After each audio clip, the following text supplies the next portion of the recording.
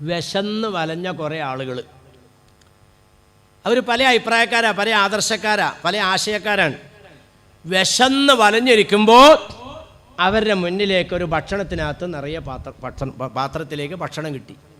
ഈ ഭക്ഷണപാത്രം അവരുടെ മുമ്പിൽ കൊണ്ടുവന്ന് വച്ചിരിക്കുകയാണ്. നബിത്തങ്ങൾ ഉദാഹരണം പറയാ, ആ പാത്രത്തിലിരിക്കുന്ന ഭക്ഷണത്തിൻ്റെ അവസ്ഥയിലേക്ക് ഈ സമുദായം എത്തിച്ചേരുന്ന ഒരു കാലഘട്ടം വരുമെന്ന് നബിയുനാ റസൂലുള്ളാഹി എന്ന് പറഞ്ഞാൽ ചുറ്റുമിരിക്കുന്നവർ പല അഭിപ്രായക്കാരാ. ഒരാൾ പറയും 3 ദൈവമാണ് ഉള്ളത്, വേറൊരാൾ പറയും 30 കോടി ദൈവമാണ് ഉള്ളത്, വേറൊരാൾ പറയും അല്ല ആ ദൈവങ്ങളൊന്നുമല്ല ഈ ദൈവ ശരി. ഇങ്ങനെ പല ദൈവങ്ങളെ പറ്റി പറയുന്നവരതിനകത്തുള്ളത്. പരസ്പരം അങ്ങോട്ടും ഇങ്ങോട്ടും ദൈവത്തിൻ്റെ പേര് തല്ലുപിടിക്കുന്നവരും ഇതിനകത്തുണ്ട്. പക്ഷെ എല്ലാവർക്കും വിശപ്പാണ്. ഈ വിശക്കുന്നവർക്ക് ഈ ദൈവത്തിൻ്റെ പേരിലുള്ള അഭിപ്രായ വ്യത്യാസങ്ങളും വിഷയങ്ങളും അല്ല അപ്പം അജണ്ട. പിന്നെ വിശപ്പിൻ്റെ പരിഹാരം കാണുക. വിശന്നവരുടെ പരിഹാരമാർഗം എന്താ? തിന്നാ കുടിക്കുക. അതാണ്. ഇങ്ങനെ ചുറ്റും വിശന്നിരിക്കുന്ന ആളുകൾ ഈ ഭക്ഷണത്തളികയിൽ നിന്ന് ഭക്ഷണം എടുക്കുന്ന അവസ്ഥയിലേക്ക്, ആ ഭക്ഷണത്തിൻ്റെ സ്ഥാനത്തേക്ക് സമുദായം എത്തുന്ന കാലഘട്ടം എന്ന് പറഞ്ഞാൽ ലോകത്തുള്ള എല്ലാവരും നിങ്ങൾക്കെതിരാകുന്ന ഒരു കാലഘട്ടം വരുമെന്ന് നബീന റസൂലുള്ളാഹി. ഇന്നങ്ങനെയാണോ? 2 രാഷ്ട്രത്തലവന്മാർ ഒരുമിച്ച് കൂടിയാൽ അവരാദ്യം വെക്കണ കരാർ എന്താണെന്നറിയോ? തീവ്രവാദം അമർച്ച ചെയ്യാൻ ഒരുമിച്ച് പോരാടാം. ഏതായി തീവ്രവാദം? എന്താണ് ഈ തീവ്രവാദം? ഇവിടെ കുരിശുമാല ഇട്ടവൻ ബോംബ് പൊട്ടിച്ചാൽ തീവ്രവാദമാവില്ല. ചന്ദനക്കുറി തൊട്ടവൻ ബോംബ് പൊട്ടിച്ചാൽ തീവ്രവാദമാവില്ല. കുടുമി വെച്ചവൻ ബോംബ് പൊട്ടിച്ചാൽ തീവ്രവാദമാവില്ല. കൃഫാൻ വെച്ചവൻ ബോംബ് പൊട്ടിച്ചാൽ തീവ്രവാദമാവില്ല. താടിയും നിസ്കാരത്തയമ്പുമുള്ളവൻ തീവ്രവാദിയാണ്. നമസ്കാരത്തയമ്പും ഫർദായും ഹിജാബുമുള്ളവൾ തീവ്രവാദിനിയാണ്. ഇതല്ലേ ഇന്ന് ലോകത്തിന്റെ ചിത്രം അല്ലേ? അപ്പൊ തീവ്രവാദം അമർച്ച ചെയ്യുക എന്ന് പറഞ്ഞാൽ മുസ്ലിം സമുദായത്തെ ഇല്ലാതാക്കാൻ ഒരുമിച്ച് പോരാടാം. അതാണ് അതിൻ്റെ നേർക്ക് നേരമായന. 2 രാഷ്ട്രത്തലവന്മാർ ഒരുമിച്ച് കൂടിയാൽ ആദ്യം വെക്കുന്ന കരാർ ഇതാണ്: തീവ്രവാദം അമർച്ച ചെയ്യാൻ ഒരുമിച്ച് പോരാടാം. ഇങ്ങനെ ആഗോളതലത്തിൽ എല്ലാവരും നിങ്ങൾക്ക് എതിരാകുന്ന ഒരു കാലഘട്ടം, എല്ലാവരും ഒരുമിച്ച് ഒരു ഭാഗത്ത്, നിങ്ങൾ മാത്രം മറുഭാഗത്ത്. അങ്ങനെയുള്ളൊരവസ്ഥയല്ലേ? ജൂത, നസാറ, മജൂസികൾ, സിഖുകാർ എന്ന് വേണ്ട ലോകത്തുള്ള മുഴുവൻ മനുഷ്യവിഭാഗങ്ങളും മതവിഭാഗങ്ങളും മുസ്ലിം സമുദായത്തിനെതിരായി. ചിലർ പറയും അത് നിങ്ങളുടെ കയ്യിലിരിപ്പോണ്ടിട്ടാണ്.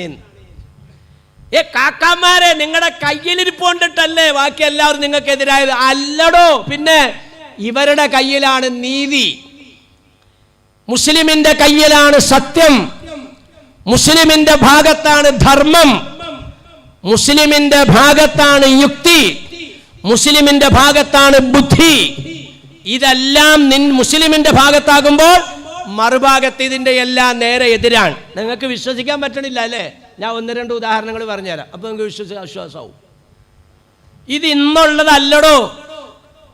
ഈ മുസ്ലിം സമുദായം ലോകത്ത് ന്യൂനപക്ഷമായി ഒറ്റപ്പെടുക എന്നുള്ളത് ഇന്ന് തുടങ്ങിയതൊന്നും അല്ല. ഇന്ന് അതിന്റെ മൂർധന്യാവസ്ഥയിലേക്ക് എത്തി നിൽക്കുന്നു എന്ന് മാത്രം. ഇത് മുമ്പേ ഉള്ളതാ. അതാ ഖുർആനിന്റെ പരാമർശം. ഇത് അൻതും ഖലീലും മുസ്തദഅഫൂന ഫിൽ അർളി തഖാഫൂന യതഖത്തഫകുമുൻ നാസ് ഫആവാകും വഅയ്യദകും ബിനസ്രിഹി വറസഖകും മിനത് ത്വയ്യിബാതി ലഅല്ലകും തഷ്കുറൂൻ. മനുഷ്യരെ, നിങ്ങൾ മനസ്സിലാക്കണം, ലോകത്തെ മുസ്ലിം സമുദായം എന്നും ന്യൂനപക്ഷമാണ്. സത്യം പറയുന്നവർ ന്യൂനപക്ഷമാ, അസത്യം പറയുന്നവർ ഭൂരിപക്ഷമാ. നീതി നടപ്പിലാക്കുന്നവർ ന്യൂനപക്ഷമാ, അനീതി നടപ്പിലാക്കുന്നവർ ഭൂരിപക്ഷമാ. സമാധാനം ആഗ്രഹിക്കുന്നവർ ന്യൂനപക്ഷമാ, സംഘർഷം ആഗ്രഹിക്കുന്നവർ ഭൂരിപക്ഷമാ. സ്വർഗത്തിൻ്റെ അവകാശികൾ ന്യൂനപക്ഷമാ, നരകത്തിൻ്റെ അവകാശികൾ ഭൂരിപക്ഷമാ. ഖുർആൻ പറയുന്നത് നിങ്ങളുടെ കയ്യിലിരിപ്പോണ്ടിട്ടല്ല. ഇന്ന് ലോകത്ത് മുസ്ലിം സമുദായം സത്യത്തിന്റെ ഭാഗത്ത് നിൽക്കുമ്പോൾ മറുഭാഗം മുഴുവൻ അസത്യത്തിനെ അനുകൂലിക്കുന്നു എന്ന് പറയുമ്പോൾ ഞാൻ ഒരു ഉദാഹരണം ചോദിക്കാൻ. ആകാശത്തിന്റെ താഴെ പലിശ എന്ന് പറയുന്ന സമ്പ്രദായം, പലിശ ലോകത്ത് സമാധാനം തരുമോ? പലിശ ലോകത്ത് നിഷിദ്ധമാണെന്ന് പറയുന്ന ഒരേ ഒരു സംസ്കാരം പരിശുദ്ധ ഖുർആൻ മാത്രമേ ഉള്ളൂ. ഹറമല്ലാഹു റിബ അഹല്ലല്ലാഹുൽ ബൈഅ. പലിശ അല്ലാഹു ഹറാമാക്കിയിരിക്കുന്നു, കച്ചവടം അല്ലാഹു ഹലാലാക്കിയിരിക്കുന്നു. ആകാശത്തിന്റെ താഴെ പലിശ എതിർക്കുന്നവർ നിങ്ങളല്ലാതെ വേറെ ആരുണ്ട്? പലിശ കൊണ്ടിട്ട് ലോകത്ത് ആരെങ്കിലും രക്ഷപ്പെട്ടിട്ടുണ്ടോ? നിങ്ങൾ പറ. ഒരു വ്യക്തിയല്ല, ഒരു കുടുംബമല്ല, ഒരു നാടല്ല, രാജ്യം തന്നെ പലിശ കൊണ്ട് തകർന്നുകൊണ്ടിരിക്കുകയാണ്. ഇന്നും നമ്മുടെ രാജ്യം അല്ലെങ്കിൽ ഇപ്പൊ തൊട്ടടുത്തുള്ള ശ്രീലങ്കയ്ക്ക് തന്നെ സംഭവിച്ചത് എന്താ? കടമെടുക്കുകയാണ്. കടമെടുക്കും, ഇത് തിരിച്ചടക്കേണ്ടി വരുമ്പോൾ പലിശയോടുകൂടി അടക്കണ്ടേ. അടക്കാൻ നിവൃത്തിയില്ലാണ്ടാവുമ്പോ തകരും. അതാണ് സാമ്പത്തിക തകർച്ച. ഇന്നും അമേരിക്ക നിലനിൽക്കുന്ന പലിശ കൊണ്ടാ. അറബികളുടെ പണം അവൻ വാങ്ങിച്ചവിടെ. അമേരിക്കയുടെ നല്ലൊരു ശതമാനം ആളുകളെയും ഇന്ന് ഭക്ഷിപ്പിക്കുന്നത് മുസ്ലിങ്ങളാ. സൗദി കൊണ്ടുവന്ന് എത്ര വട്ടാളക്കാരെ ഇട്ടിരിക്കുന്നത് തീറ്റ കൊടുക്കണമെന്നും പറഞ്ഞ്. അതുങ്ങൾ പാവങ്ങളായതുകൊണ്ട് അത് പോട്ടെ, അതവിടെ ഇരിക്കട്ടെ. ഞാൻ ചോദിക്കാണ്, ആകാശത്തിന്റെ താഴെ പലിശയെ എതിർക്കുന്നവർ നിങ്ങളല്ലാതെ വേറെ ആരുണ്ട്? എന്നാ മുസ്ലിയാരെ ജീവിക്കാൻ നിവൃത്തിയില്ലാതെ വന്നാൽ പിന്നെ എന്ത് ചെയ്യും? ഒരു പെരയുണ്ടാക്കണം. ആധാരം കൊണ്ടൊന്ന് ബാങ്കിൽ വെച്ചിട്ട് ആ പൈസ എടുത്ത് വീടുണ്ടാക്കലല്ലാതെ വീടുണ്ടാക്കാൻ എന്നെ കൊണ്ട് കഴിയോ? മാമിൻ മുസ്ലിമൻ മുസ്ലിമൻ ഖർളൻ. ഒരു മുസ്ലിമിന് മറത്തൈനി, ഒരു മുസ്ലിമിന് 2 പ്രാവശ്യം വായ്പ കൊടുത്താൽ ഇല്ലാമാ കാന സദഖത്തുൻ, അല്ലാഹു സുബ്ഹാനഹു വ തആല ആ 2 പ്രാവശ്യം സദഖ ചെയ്തതിൽ മറത്തൻ, ഒരു പ്രാവശ്യത്തെ സദഖയായി അല്ലാഹു തആല കബൂലാക്കുമെന്ന് നബിയുന റസൂലുള്ളാഹി. എന്ന് പറഞ്ഞാൽ 100 രൂപ ഒരാൾക്ക് സഹായം കൊടുത്താൽ 50 രൂപ സദഖ ചെയ്ത സ്ഥാനത്താണ് നബിയുന റസൂലുള്ളാഹി. സാമ്പത്തികത്തിന് പരിഹാരമായോ? പണം ഉള്ളവനോട് വച്ചുകൊണ്ടിരിക്കാനല്ല ഇസ്ലാം പറയുന്നത്. കടം നിമിത്തങ്ങൾ പറയാ. ഇസ്രായിന്റെ രാത്രിയിൽ, മിറാജിന്റെ രാത്രിയിൽ സ്വർഗത്തിന്റെ കവാടത്തിൽ ചെന്നപ്പോ അവിടെ എഴുതി വെച്ചിരിക്കുന്നു, സദഖ ചെയ്യുന്നതായ ആളുകൾക്ക് 10 പ്രതിഫലം, കടം കൊടുക്കുന്ന ആളുകൾക്ക് 18 പ്രതിഫലം. ജിബ്രീൽ അലൈഹിസ്സലാമിനോട് ചോദിച്ചു, മലക്കേ എന്താണ് ഇങ്ങനെ ഒരു മാറ്റത്തിന്റെ കാരണം? ജിബ്രീൽ അലൈഹിസ്സലാത്തു വസ്സലാം പറഞ്ഞു, പിന്നെ സദഖ ചോദിക്കുന്നവൻ അവന്റെ അടുത്ത് സമ്പത്തുണ്ടെങ്കിലും ചോദിച്ചുകൊണ്ടേയിരിക്കും. കടം വാങ്ങിക്കുന്നവൻ അവന്റെ ആവശ്യത്തിനേ വാങ്ങുകയുള്ളൂ എന്ന് മുഖറബായ മലക്ക് ജിബ്രീൽ അലൈഹിസ്സലാം. കടം ചോദിക്കുന്ന ആൾ ഇന്ന് ഒരാളുടെ അടുത്ത് കടം മേടിച്ചു, നാളെ വേറെ അടുത്ത് കടം മേടിക്കും, അങ്ങനത്തെ സ്വഭാവം ഉണ്ടോ? കടം മേടിക്കണവൻ അവന്റെ ആവശ്യത്തിന് മേടിക്കുന്നു, പിന്നെ ഇല്ല. ചോദിക്കണവൻ അങ്ങനെയല്ല, അവന്റെ അടുത്ത് ഉണ്ടെങ്കിലും ചോദിച്ചുകൊണ്ടേയിരിക്കും. യാചന പ്രോത്സാഹിപ്പിക്കാൻ പാടില്ല എന്ന് പറയുന്നത് അതുകൊണ്ടിട്ടാ. നാളെ മഹ്ശറയിൽ ഏറ്റവും നിന്ദ്യമായി യാചകന വരുന്നെന്ന് നബീന റസൂലുള്ളാഹി. മുഖത്ത് ഒരു തുള്ളി മാംസമില്ലാതെ. തങ്ങളുടെ വിശദീകരണം അങ്ങനെയാ. അതുകൊണ്ട് കൈ നീട്ടണ പരിപാടി ഉമർ റളിയല്ലാഹു തആല വേണ്ടിയില്ലേ ഓടിച്ചില്ലേ? പള്ളിയുടെ വാതിൽക്ക് ഒരാൾ വന്നിരിക്കുന്നു, നിവൃത്തിയില്ല. ഒരാളോട് വിളിച്ചു പറഞ്ഞു, ഇദ്ദേഹത്തിന് കൊണ്ടുപോയി എന്തിനു ഭക്ഷണം കൊടുക്കും. 2ാമത്തെ ദിവസം ആ പടപ്പ് അതേ സ്ഥലത്ത്, നിവൃത്തിയില്ല, വിശക്കുന്നുണ്ട്, കൊണ്ടുപോയി ഭക്ഷണം കൊടുക്കും. 3ാമത്തെ ദിവസം കണ്ടപ്പോ ഖലീഫ അമീറുൽ മുഅ്മിനീൻ ഉമറുൽ ഫാറൂഖ് റളിയല്ലാഹു തആല അൻഹു ഇവന്റെ ഈ ബാഗും കൊണ്ട് മേടിച്ചു. ഈ പൊതിയും കൊണ്ട് മേടിച്ചിട്ട് അഴിച്ചു നോക്കിയപ്പോ അതിനകത്ത് നിറച്ച് ഗോതമ്പ്, റൊട്ടി, മൈദ, മാവ് ഇങ്ങനെയുള്ള സാധനങ്ങളും നാണയത്തുട്ടുകളും നേരെ കൊണ്ടുവന്ന് ഒട്ടകത്തിന്റെ കൂട്ടിലേക്ക് വലിച്ചീറിയിട്ട് കൊടുത്തു. അവനെ അടിച്ചോടിച്ചു. അതാ ഉമർ റളിയല്ലാഹു അൻഹു. യാചന തൊഴിലിനെ പ്രോത്സാഹിപ്പിക്കാൻ പാടില്ല. അപ്പൊ യാചിക്കുന്നവൻ ഇങ്ങനെ യാചിച്ചുകൊണ്ടേയിരിക്കും. അവന്റെ ശൈലി അതാണ്. കടം മേടിക്കുന്നവൻ അങ്ങനെയല്ല. അപ്പൊ 100 രൂപ ഒരാൾക്ക് നിങ്ങൾ കടം കൊടുത്താൽ 50 രൂപ സദഖ ചെയ്ത പ്രതിഫലമാണെന്ന് പറയുമ്പോൾ പലിശനെ നിരുത്സാഹപ്പെടുത്തിയില്ലേ? ഇനി എങ്ങനെ കടം കൊടുക്കും മുസ്ലിയാരെ തിരിച്ചു തന്നില്ലെങ്കിലോ? അതിന്റെ പേരാണ് അമാനത്ത്, പണയം കൊടുക്കുക. ഇസ്ലാം അനുവദിച്ചതല്ലേ? ഒരു വാച്ച് ഞാൻ ഊരിയം കൊണ്ട് തരികയാണ്, ഹബീബ് ഒരു 100 രൂപ തന്നെ, ഇൻഷാ അല്ലാഹ് ഈ 31-ാം തീയതി ഞാൻ തിരിച്ചു തരാം. 31-ാം തീയതി ആ രൂപ തന്നില്ലെങ്കിൽ നിങ്ങൾ ഈ വാച്ച് വിറ്റിട്ട് എൻ്റെ പൈസ തന്നിട്ട് ബാക്കി നിങ്ങൾക്ക് നിങ്ങളുടെ പൈസ എടുത്തിട്ട് ബാക്കി എന്തുണ്ട് അതെനിക്ക് തന്നേരെ, പൊരുത്തക്കുറവില്ല. ഇതാണ് പണയം. ആ വാങ്ങുന്ന വാച്ച് നമ്മൾ ഉപയോഗിക്കാൻ പാടില്ല, അതാണ് നിയമം.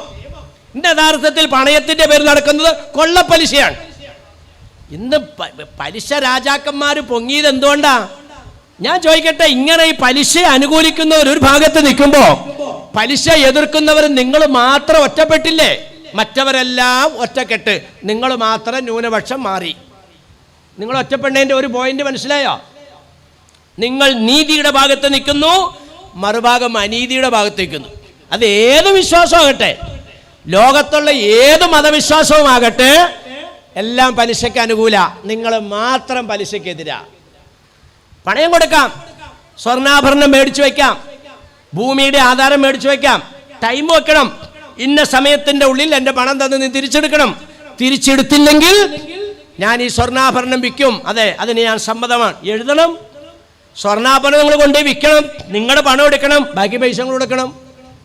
ആ സ്വർണ്ണാഭരണം നമുക്ക് ഉപയോഗിക്കാൻ പാടില്ല. വീട് പണയം തന്നാൽ ആ വീട് നമുക്ക് ഉപയോഗിക്കാൻ പാടില്ല. ഇതാണ് വിഷയം. അപ്പൊ അത് പലിശയായിട്ട് മാറും. ഇന്ന് യഥാർത്ഥത്തിൽ പണയവും ഹറാമായ വഴി. അപ്പൊ പണയം കൊടുത്തുകൊണ്ടിട്ട് കടം കൊടുക്കാം. കടം കൊടുക്കുന്നതിനെ ഇസ്ലാം പ്രോത്സാഹിപ്പിച്ചുകൊണ്ട് സാമ്പത്തിക ഞെരുക്കത്തിനെ സമൂഹത്തിന്റെ ഇടയിൽ ഇല്ലാതെയാക്കി കളയാൻ. ഇതല്ല ഈ ലോകത്തുള്ള 2.5% സക്കാത്ത് കൊടുക്കണമെന്ന് പറഞ്ഞ് ലോകത്ത് ദാരിദ്ര്യ നിർമ്മാർജ്ജനത്തിന്റെ സാഹോദര്യവും സമത്വവും വിഭാവന ചെയ്യുന്നത് നിങ്ങളല്ലാതെ വേറെ ആരാ ഉള്ളത്? ഇവിടെ വേറെ ഏത് മതക്കാരൻ കാശുണ്ടാക്കിയാലും അവന്റെ പോക്കറ്റിലിരിക്കും. നീ കാശുണ്ടാക്കിയാൽ നിന്റെ പോക്കറ്റിൽ വെക്കാൻ പാടില്ല. 100 രൂപയ്ക്ക് 2.5 രൂപ ഇങ്ങോട്ട് മാറ്റിക്കൊള്ളും, ബാക്കി 97 രൂപ എടുക്കാം. ആ 2.5 രൂപ സാധുവിന്റെ അവകാശമാണ്. അത് ഔദാര്യമായിട്ട് കൊടുക്കണമല്ല, അവന്റെ അവകാശമാണ്. ഇങ്ങനെ പറയുന്ന ഒരു മതം എവിടെയുണ്ട്? അപ്പൊ സാമ്പത്തിക വിഷയത്തിൽ നീ ഒറ്റപ്പെട്ടു, മറ്റവരെല്ലാം മറുഭാഗത്തായി. നീ ഒറ്റപ്പെട്ടതിന്റെ ഉദാഹരണം പറയണേ. ആകാശത്തിന്റെ താഴെ വ്യഭിചാരത്തിനെ എതിർക്കുന്ന ഒരേ ഒരു സംസ്കാരം നിന്റേതല്ലാതെ വേറെ ലോകത്തൊന്നുമില്ല.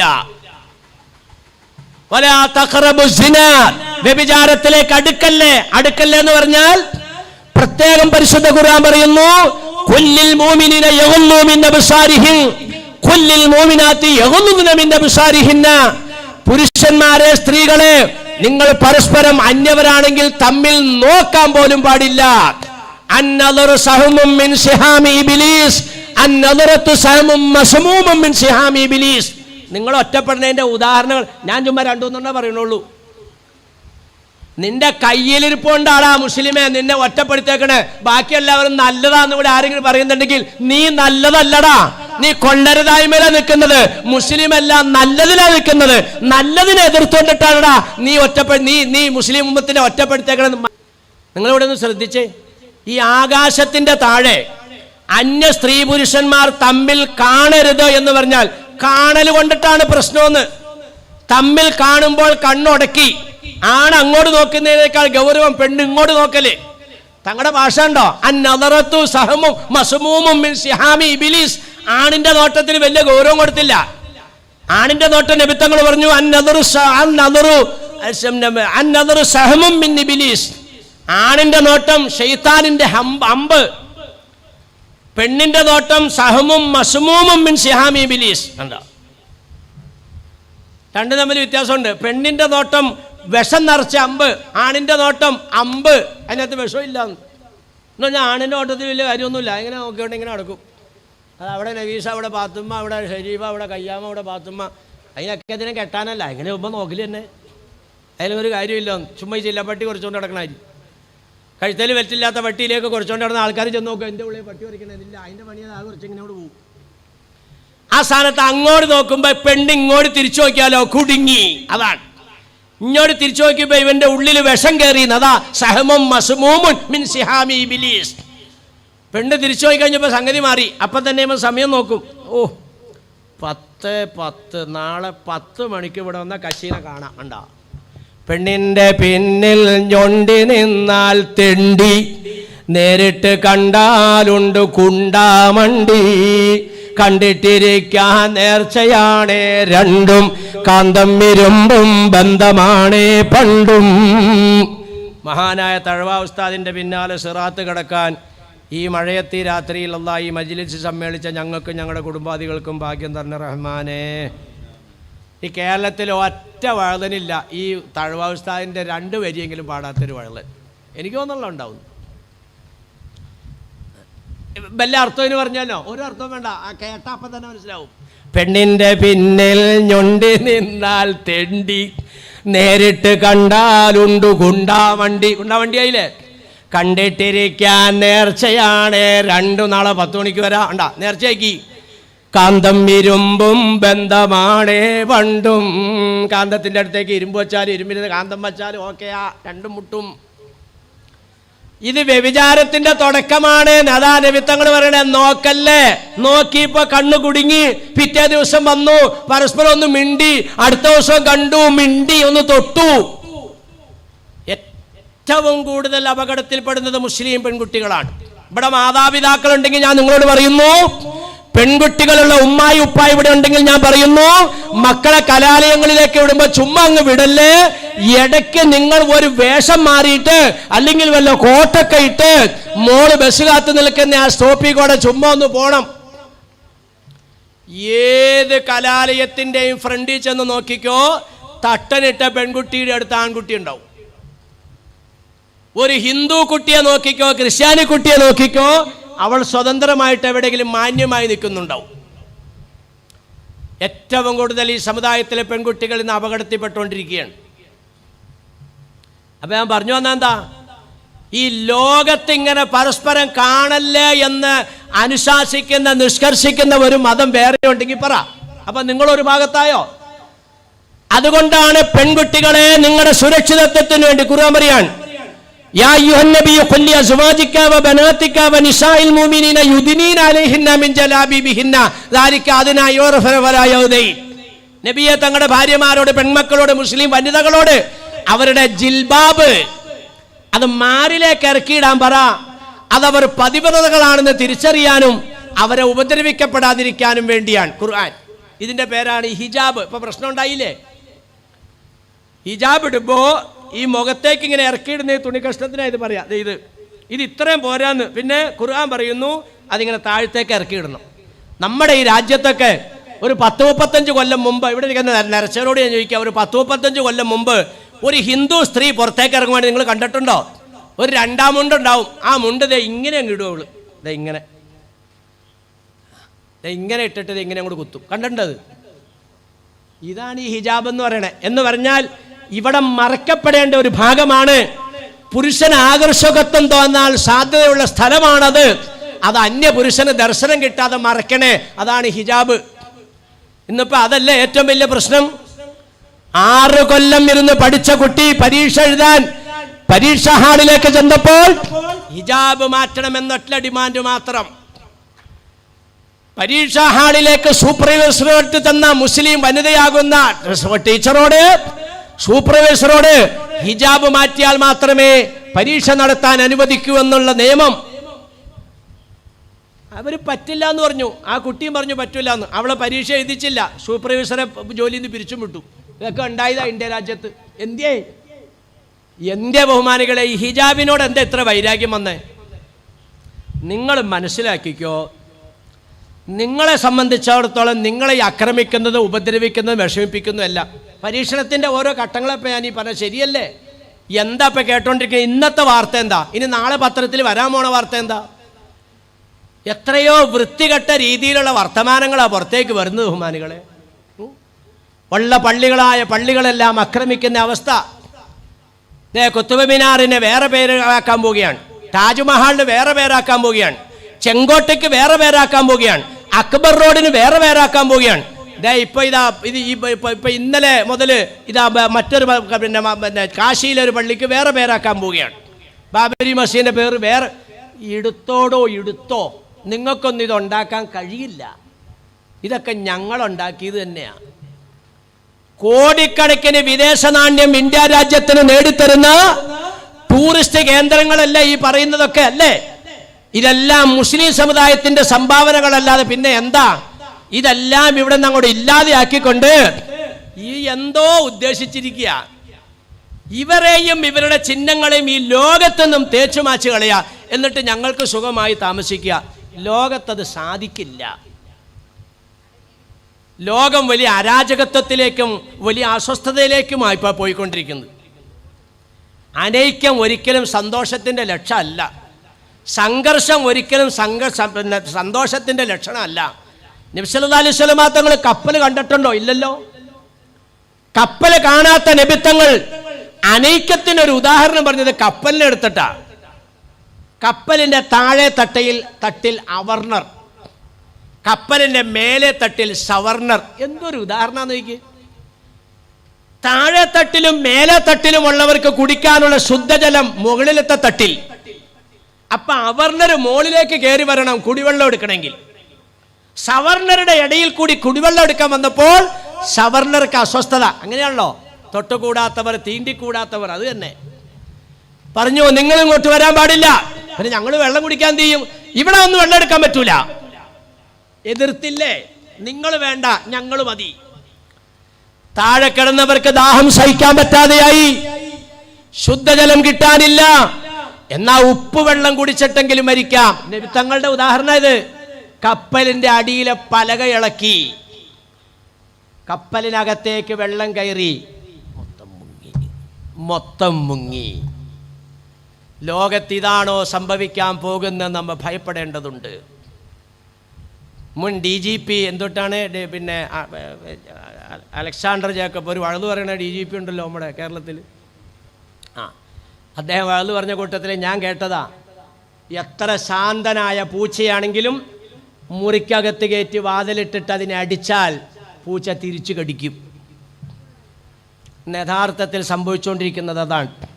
രാജ്യത്തിൻ്റെ ഭരണകൂടത്തിൻ്റെ അധികാരം തകർക്കാനോ, സർക്കാരിനെ അട്ടിമറിക്കാനോ, ടാക്സ് കൊടുക്കാതിരിക്കാനോ, രാജ്യത്തിനെ ഒറ്റുകൊടുക്കാനോ, തീവ്രവാദികളാകാനോ ഒരു നിലയ്ക്കും ആരെയും ഉപദ്രവിക്കാതെ തികച്ചും ശാന്തമായി, സമാധാനമായി, ഖുർആൻ അനുസരിച്ച്, ഹദീസ് അനുസരിച്ച് ശാന്തതയോടെ ജീവിതം മുന്നോട്ട് കൊണ്ടുപോകുന്ന മുസ്ലിം ഉമ്മത്തിനെ ആക്രമിച്ച് ഇല്ലാതെയാക്കാന്നുള്ള നയത്തിലേക്ക് പോകുന്നതെങ്കിൽ കപ്പൽ മുങ്ങുന്നതിനാണ് നമ്മൾ ഭയപ്പെടേണ്ടത്.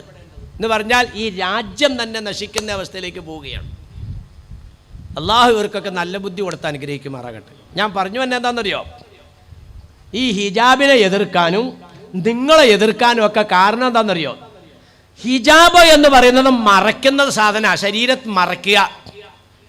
ഒരു മറയ്ക്കുന്ന സംവിധാനം ഇവിടെ നിലനിൽക്കുമ്പോൾ മറയ്ക്കാത്ത സംവിധാനത്തിന് നിലനിൽപ്പില്ല. ശ്രദ്ധിക്കണം എല്ലാവരും. ഇത് ഏക ഇലാഹിലെ വിശ്വാസം ഇവിടെ നിലനിൽക്കുമ്പോൾ ബഹുദൈവ ആരാധനയ്ക്ക് ഇവിടെ നിലനിൽപ്പില്ല. എല്ലാ രംഗത്തും ഇങ്ങനെ. ഇതാ ഖുർആൻ പറഞ്ഞേ, വദ്ദ കസീറും മിൻ അഹ്ലിൽ കിതാബി ലൗ യർദൂനകും മിൻ ബഅദി ഈമാനികും കുഫാരൻ ഹസദാ. നിങ്ങളോടൊരു വൈരാഗ്യം അവർക്കില്ല. നിങ്ങളുടെ വിശ്വാസവും സംസ്കാരവും ആദർശവും ആശയവും ഇവിടെ നിലനിന്നാൽ ഞങ്ങളുടെ ഈ യുക്തിരഹിതമാകുന്ന, ബുദ്ധിശൂന്യമാകുന്ന, ഈ വികൃതമാകുന്ന വിശ്വാസങ്ങൾക്കും സംസ്കാരങ്ങൾക്കും നിലനിൽപ്പില്ല. അതുകൊണ്ട് നിങ്ങളെ ഇല്ലാതെയാക്കുക. ഇതാണ് ഖുർആൻ പറഞ്ഞത്. ഇതാണ് ഇന്ന് വിഷയമുള്ളൂ. നിങ്ങളുടെ ഈ വിശ്വാസം ഇവിടെ നിലനിൽക്കുമ്പോൾ എന്ന് പറഞ്ഞാൽ കണ്ണിങ്ങനെ മുറുക്കി അടച്ചിരിക്കുകയാണ് നട്ടപ്പകല്. എന്നിട്ട് ഇവർ വിളിച്ചു പറയുന്നു, ഇപ്പോൾ നട്ടപ്പാതിരിയാണ്. ചിലരതിൻ്റെ ഇടയിൽ കണ്ണൂർ നോക്കുമ്പോൾ നട്ടപ്പകല്. അപ്പൊ ഇവർ വിളിച്ചു പറയും, നിങ്ങൾ പറയുന്നത് ശരിയല്ല, ഇപ്പോൾ നട്ടപ്പകലാണ്. അങ്ങനെ കണ്ണു തുറന്നതാണ് ഈ അടുത്ത ദിവസം മക്കയിൽ ചെന്ന് ലാ ഇലാഹ ഇല്ലല്ലാഹ് എന്ന് പറഞ്ഞ ശബരി എന്ന് പറയുന്ന ഫാത്തിമ ശബരി. അതിനു മുമ്പുണ്ടായില്ലേ ഒരു പിന്നെ ഹാദിയ. അതിന് മുമ്പുണ്ടായില്ലേ കമലാശ്വരി. എന്തോരം ഇവിടെ ഉണ്ടായി കമലാശ്വരിയ. ഇവരൊക്കെ കണ്ണൂർ നോക്കി, എടാ ഈ മുസ്ലിങ്ങളെയും ഈ സംസ്കാരത്തിനെയും എന്താണ് ഇവരിങ്ങനെ എതിർക്കുന്നത്? എന്നാൽ ഞങ്ങൾ ഇതൊന്ന് തുറന്നു നോക്കട്ടെ. തുറന്നു നോക്കിയപ്പോൾ അവർ വെളിച്ചം കണ്ടു. ഈ വെളിച്ചം കാണൽ കൂടി വരും. വലൗ കരിഹൽ മുശ്രികൂൻ. 1.5 മാസം മുമ്പ് ഡൽഹിയിലൊരു സമ്മേളനം ഉണ്ടായി. പത്രത്തിൽ വാർത്ത വന്നു. എൻ്റെ അടുത്ത് പത്രം ഇരിപ്പുണ്ട്. മാധ്യമം പത്രത്തിലാണ് ഞാൻ വായിച്ചത്. ഞാൻ ഡൽഹി പോയില്ല. ആ സമ്മേളനം ഈ രാജ്യത്തിനെ തകർക്കാൻ മാത്രം അജണ്ടയായി വരുന്ന, എന്ന് പറഞ്ഞാൽ മുസ്ലിം സമുദായത്തെ വംശനാശം നടത്താൻ വേണ്ടി മാത്രം മുന്നോട്ട് വരുന്ന ഒരു വിഭാഗത്തിന്റെ സമ്മേളനമായിരുന്നു. ആ സമ്മേളനത്തിലെ മുഖ്യ അതിഥിയായ മനുഷ്യൻ ഒരു പ്രസംഗം നടത്തി. ശ്രദ്ധിക്കണം എല്ലാവരും. എന്താണെന്നറിയോ? 2029-ന്റെയും 2039-ന്റെയും ഇടയിൽ ഇന്ത്യ രാജ്യം ഒരു മുസ്ലിം പ്രധാനമന്ത്രി ഭരിക്കും.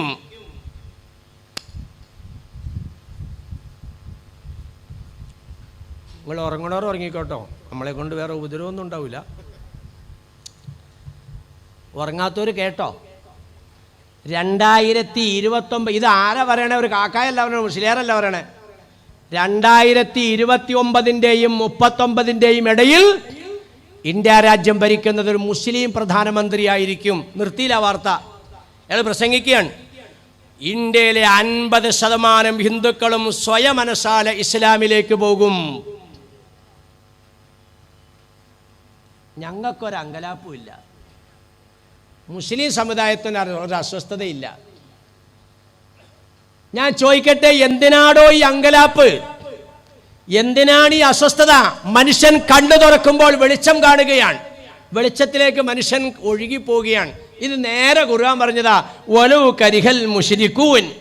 നിങ്ങൾ എത്ര എതിർത്താലും എത്ര തടഞ്ഞു നിർത്തിയാലും ഇത് ലോകത്ത് വ്യാപിച്ച് തന്നെ നിൽക്കുന്ന ഒരു സംസ്കാരമാണ്, ഒരു ആദർശമാണ്, ഒരു വിശ്വാസമാണ്. ഇതിനകത്ത് വിഡ്ഢിത്തരമില്ല. ഇത് വളർന്നുകൊണ്ടേയിരിക്കും.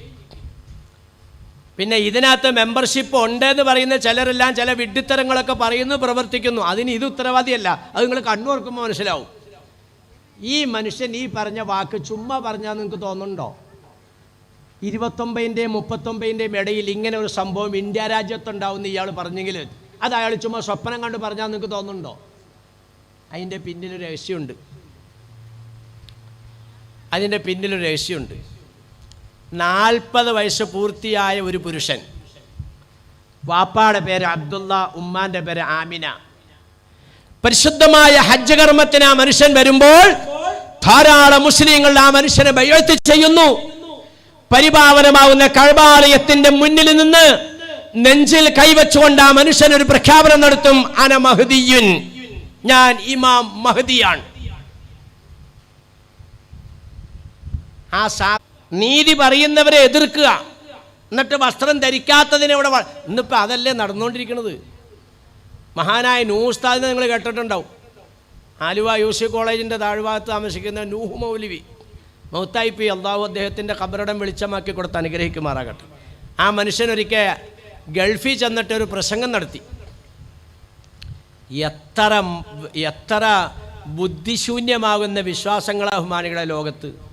നമ്മളാരെയും ആക്ഷേപിക്കാൻ പറയല്ല, നമ്മൾ കാര്യങ്ങൾ മനസ്സിലാക്കാൻ വേണ്ടി. നമുക്കങ്ങനെ പറയാനും പാടില്ലല്ലോ.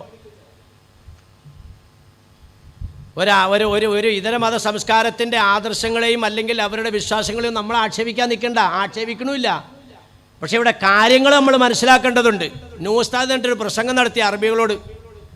അയ്യുഹന്നാസ്, അറബി പത്രത്തിൽ മാസികയിലുണ്ടായി ആ പ്രസംഗം. മനുഷ്യരെ, ഹൽ തഅരിഫൂന മൻ യഅ്ബുദൂനൽ ഹജറ വശജറ വൽ ബഖറ വദ്ദക്കറ. അറബികളോട് ചോദിക്കാൻ, മനുഷ്യരെ നിങ്ങൾ കേട്ടിട്ടുണ്ടോ മരത്തിനെ ആരാധിക്കുന്ന വിശ്വാസികളെ പറ്റി? നിങ്ങൾ കേട്ടിട്ടുണ്ടോ? അറബികൾക്കറിയില്ല. മരം വെട്ടി കത്തിക്കലല്ലാണ്ട് അവർ ആരാധിക്കാറില്ല. നമ്മുടെയൊക്കെ എത്രയോ NHകളുടെ സെൻറ്ററുകളിലാണ് മരം നിൽക്കുന്ന ബഹുമാനികളെ. തിരിയായിട്ടും തോരണമായിട്ടും പിന്നെ വിളക്കായിട്ടും ഒക്കെ ആരാധന നടക്കുന്നില്ലേ? അദ്ദേഹം രണ്ടാമത് ചോദിച്ചു, വൽ ഹജറ, കല്ലിനെ ആരാധിക്കുന്നവരെ നിങ്ങൾ കേട്ടിട്ടുണ്ടോ? അവരത് കല്ല് വെട്ടി വീടും കൂടും ഉണ്ടാക്കലല്ലാതെ അവരത് കേട്ടിട്ടുണ്ടോ? ഇല്ല. നമ്മുടെയൊക്കെ രാജ്യത്ത് എത്രയോ നടക്കുന്നു കല്ലിനെ ആരാധിക്കുന്ന ശൈലി. വൽ ബഖറ, മൂപ്പര് മൂന്നാമത് ചോദിക്കാൻ, പശുവിനെ ആരാധിക്കുന്നവരെ കേട്ടിട്ടുണ്ടോ? അറബികൾ അറുത്ത് തിന്നലല്ലാതെ അവർ ആരാധിക്കാറുണ്ടോ? നമ്മുടെ രാജ്യത്ത് എത്രയോ നടക്കുന്നു. പശുവിൻ്റെ പേരിൽ എത്രയോ മനുഷ്യന്മാരെ കൊല്ലുന്നു. ചാണകത്തിനെ പശു വിസർജിച്ചില്ല ഒരു നിലയ്ക്കും, അത് ഭൂമി ചാടാതെ വാരിയെടുത്തുകൊണ്ട് എത്രയോ ഓടുന്നു. മൂത്രം ഒഴിക്കാൻ വേണ്ടി പശുവിൻ്റെ പുറകെ പാത്രമായിട്ട് എത്രയോ മനുഷ്യന്മാർ കിടക്കുന്നു. ഇതൊക്കെ നമ്മുടെ രാജ്യത്ത് നടക്കുകയല്ലേ? നാലാമത് മൂപ്പര് ചോദിച്ചു, വദ്ദക്കറ, ദക്കറിനെ ആരാധിക്കുന്നവരെ നിങ്ങൾ കേട്ടിട്ടുണ്ടോ? അതാണ് ഇപ്പോൾ ഇന്നത്തെ കോടതി വിധി. ദക്കർ എന്താണെന്ന് മലയാളത്തിൽ പറയാൻ എനിക്ക് ലജ്ജയുള്ളതുകൊണ്ട് ഞാൻ പറയണില്ല. നിങ്ങളുടെ മദ്രസയിൽ 4ാം ക്ലാസ്സിൽ പഠിക്കുന്ന കൊച്ചുണ്ടെങ്കിൽ നിങ്ങളുടെ സ്വന്തം കൊച്ചിനോട് ചോദിക്കരുത്. അടുത്ത വീട്ടിൽ ഏതെങ്കിലും കൊച്ചുണ്ടെങ്കിൽ വിളിച്ചിട്ട്, ഇവിടെ മോനെ ഇഞ്ഞു വന്നടാ, ഈ ദക്കർ എന്ന് പറഞ്ഞാൽ കിട്ടാ. അപ്പം അത് കാക്കാതെ ഇന്ന സാധനം എന്ന് പറയും.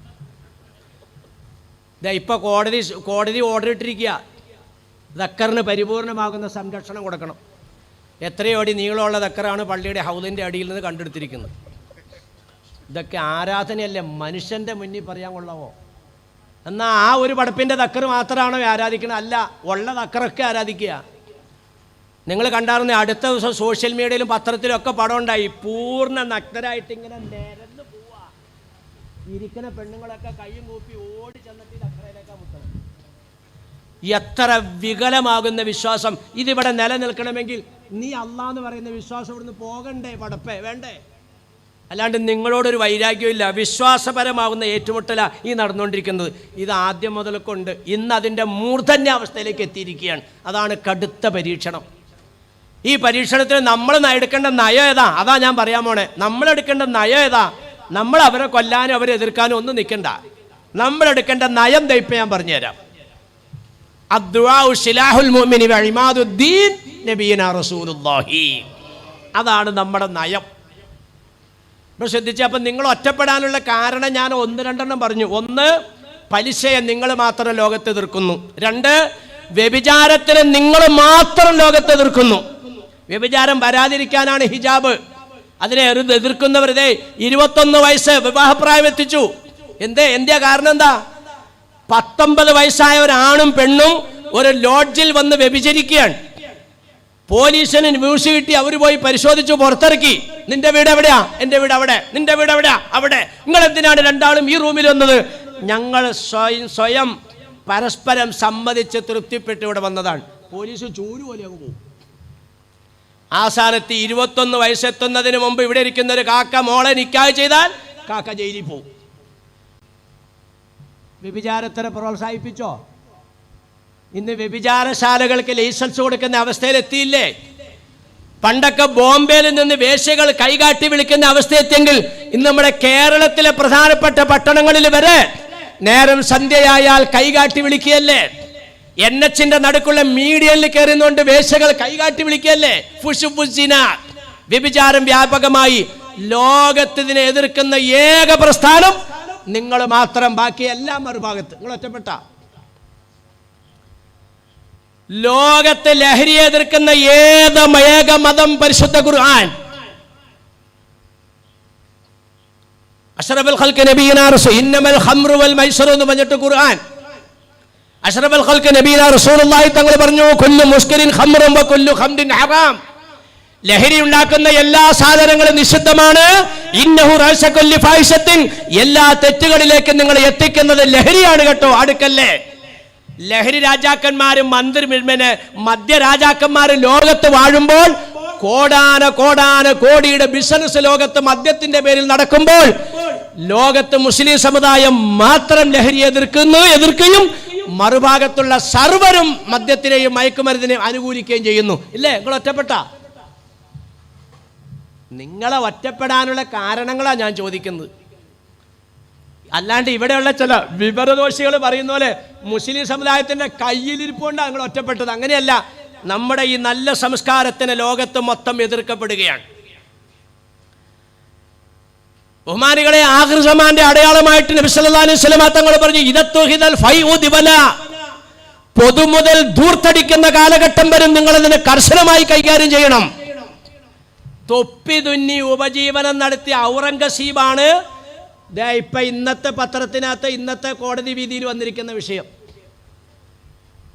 ഔറംഗസീബാണ് അവിടെ ക്ഷേത്രം തകർത്തിട്ട് പള്ളി ഉണ്ടാക്കിയത്. ആ മനുഷ്യൻ ജീവിച്ചത് എങ്ങനെയാ? തൊപ്പി തുന്നി കിട്ടുന്ന വേതനം കൊണ്ടിട്ട് ആ മനുഷ്യൻ. ഉമർ അൽ ഫാറൂഖ് റളിയല്ലാഹു അൻഹുവിന്റെ കയ്യിൽ ഒരു പൊതി, പ്രിയപ്പെട്ട സഹധർമ്മിണി സയ്യിദത്തുനാ ബി ഫാത്തിമ റളിയല്ലാഹു അൻഹ. ഇതെന്താണിത്? കുറെ നാണയത്തുട്ടുകളാണ്. എന്തിനാണ്? അങ്ങയുടെ കുപ്പായത്തിൽ എത്ര ദ്വാരങ്ങളാന്ന് നോക്കി, എത്ര തുന്നലുകളാന്ന് നോക്കിക്കേ. ഒരു പുതിയ കുപ്പായം വാങ്ങിക്കാനുള്ള പണമാണ്. ഇത് എവിടെ നിന്ന് കിട്ടി? അങ്ങക്ക് കിട്ടുന്ന വേതനത്തിൽ നിന്നും ഓരോ നാണയം ഞാൻ എടുത്തു മാറ്റി വെച്ചു. അങ്ങനെ സമ്പാദിച്ചതാണ് ഈ പണം. ഉടനെ സെക്രട്ടറിക്ക് ഓർഡർ കൊടുത്തു, എനിക്ക് ഡെയിലി തരുന്ന വേതനത്തിൽ 1 റിയാൽ വെട്ടിക്കുറയ്ക്കണം, ബാക്കി തന്നാ മതി. കാരണം എന്താ? എന്റെ ഉപജീവനത്തിന് 1 റിയാൽ അധികപ്പറ്റാണ്. ഈ നിലയ്ക്ക് ബൈത്തുൽ മാലിനെ സൂക്ഷിച്ച ഭരണാധികാരി. ചുമ്മാതിയല്ല മഹാത്മാഗാന്ധി പറഞ്ഞത്, ഇന്ത്യ രാജ്യത്തിന് ഒരു സന്തോഷകരമാകുന്ന ജീവിതം, ഇന്ത്യ രാജ്യത്തെ ജനങ്ങൾക്ക് ഒരു സുസ്ഥിരമാകുന്ന ജീവിതം ഉണ്ടാകണമെങ്കിൽ ഞാൻ ആഗ്രഹിക്കുന്നത് ഖലീഫ ഉമറിന്റെ റളിയല്ലാഹു അൻഹു ഭരണം വരണമെന്നാണ്. എന്തിനാ അങ്ങനെ മഹാത്മാഗാന്ധി പറയാൻ കാരണം? ഉമർ റളിയല്ലാഹു അൻഹുവിനെ പറ്റി മഹാത്മാഗാന്ധിജി പഠിച്ചു. ഇന്നുള്ളവന്മാർ പഠിക്കാൻ തയ്യാറല്ല എന്ന് മാത്രമല്ല, ഉമർ റളിയല്ലാഹുവിന്റെ പേര് കാണുമ്പോൾ വെട്ടി കാട്ടിക്കളയാണ്. ഇല്ലടോ, നിങ്ങളുടെ ഭാഗത്തുനിന്ന് ഒരു ഭരണാധികാരി എങ്ങനെ എടുത്തു തരാനില്ല, ലോകത്തില്ല, കഴിയില്ല. ഈ നിലയ്ക്ക് പൊതുമുതൽ സൂക്ഷിക്കണമെന്ന് പറയുമ്പോൾ സാദൽ ഖബീലത്തും മഫാസിഖഹും, ആഖിർ സമാൻ എത്തുമ്പോൾ ഭരണത്തിൽ വരുന്നവർ കുറ്റവാളികളായിരിക്കുമെന്ന് നബീന റസൂലുള്ളാഹി തങ്ങൾ പഠിപ്പിച്ചെങ്കിൽ ഭരണത്തിനോട് ഒട്ടി നിൽക്കുന്നവരാ ബാക്കിയുള്ളത്. ലക്ഷക്കണക്കിന് രൂപ പാസ്സാക്കിയിട്ട് ഒരു ചെറിയ തോടുണ്ടാക്കുന്നത്, ഒരു പഞ്ചായത്ത് റോഡിന്റെ സൈഡിൽ തോടുണ്ടാക്കുന്നത് ലക്ഷക്കണക്കിന് രൂപ. അവിടെ ഒരു 10,000ന്റെ മുടക്കേ വരുള്ളൂ, ബാക്കി പണം അങ്ങോട്ട് പോയി. ഇതിന്റെ പേരാണ് പൊതുമുതൽ ദൂർത്തടിക്കുക. ഇതിനെ ആകാശത്തിന്റെ താഴെ എതിർക്കുന്ന ഒരേ ഒരു പ്രസ്ഥാനം ഇസ്ലാം മാത്രം. ബാക്കിയുള്ളൊരു മൊത്തം ഒരു ഭാഗത്തായോ? അങ്ങോട്ട് പറ. ഇങ്ങനെ ഞാൻ എണ്ണി എത്ര വേണമെങ്കിലും പറയാം. ഇങ്ങനെ സത്യത്തിന്റെ ഭാഗത്ത് ഇസ്ലാം മുസ്ലിം നിൽക്കുമ്പോൾ, അസത്യത്തിന്റെ ഭാഗത്ത് മറുഭാഗം നിൽക്കുമ്പോൾ, മറുഭാഗം ഒറ്റപ്പെടുന്നു മുസ്ലിങ്ങൾ, അല്ല മറുഭാഗം ഒരുമിക്കുന്നു, മുസ്ലിങ്ങൾ ഒറ്റപ്പെടുന്നു. ഇതാണ് യൂഷിക്കുൻ തദ അലൈക്കുമുൽ ഉമമു കമാ തദഅൽ അഖിലത്തു ഇലാ ഖിശ്അത്തിഹാ.